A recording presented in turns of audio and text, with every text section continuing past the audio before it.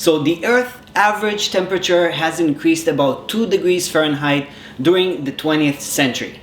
Now, what's the big deal? According to NASA's Global Climate Change Report, 2 degrees may sound like a small amount, but it's an unusual event in our planet's recent history.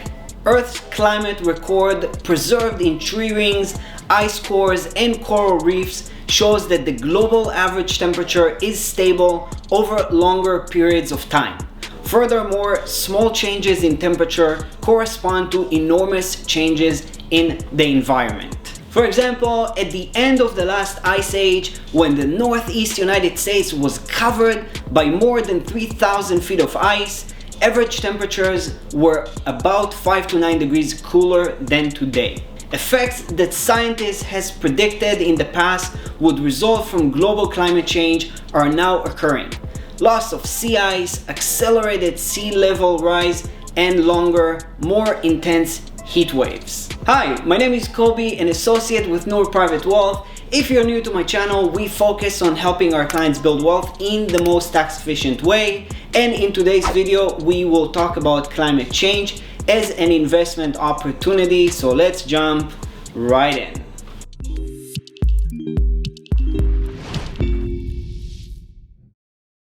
Many countries are taking notice around the world, led by the European Union, where they established a net zero carbon objective some time ago, along with scenarios for how to get there.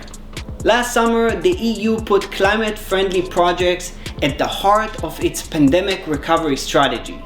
EU leaders also agreed to increase the short-term goal to cut emissions by 55% by 2030, up from 40%. The UK has announced a new 68% emissions reductions target for 2030. Chinese President Xi Jinping drew global praise when he announced in September that his country's emission, the highest in the world, would peak earlier than expected before 2030, and that China would strive to be carbon neutral by 2060. So how does that affect your investments?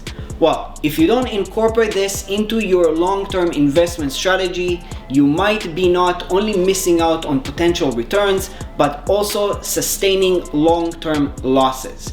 Why? Let's look at an Article 173 as an example.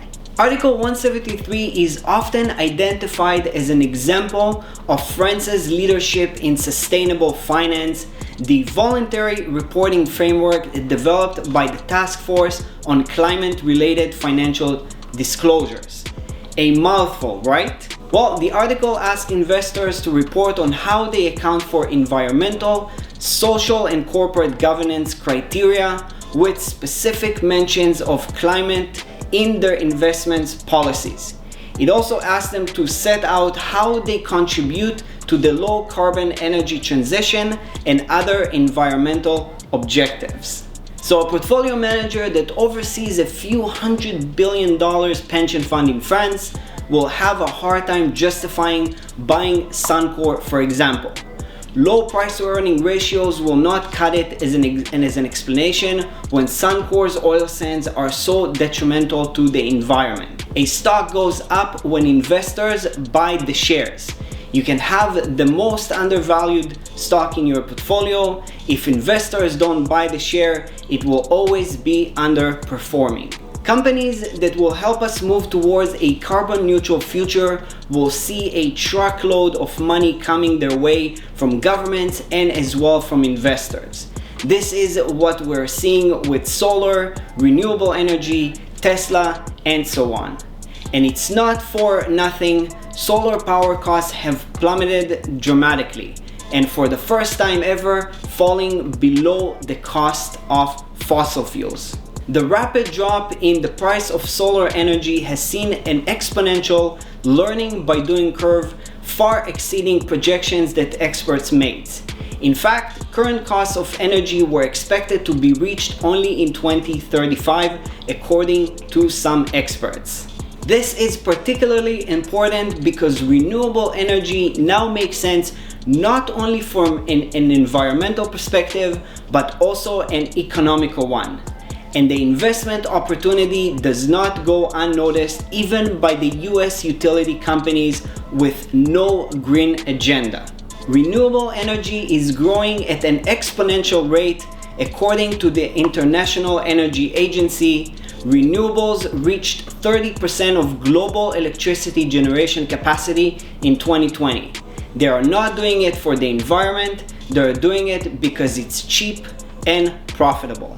In fact, the International Energy Agency sees renewable energy overtaking coal to become the largest source of electricity generation worldwide by 2025, supplying 1/3 of the world's power.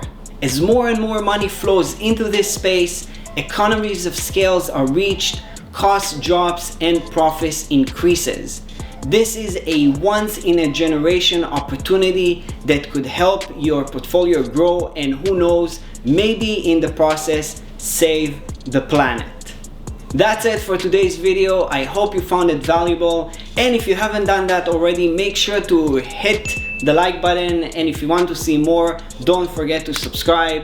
If you have any questions or comments, please let us know below, and the senior investment advisor on the team will get back to you.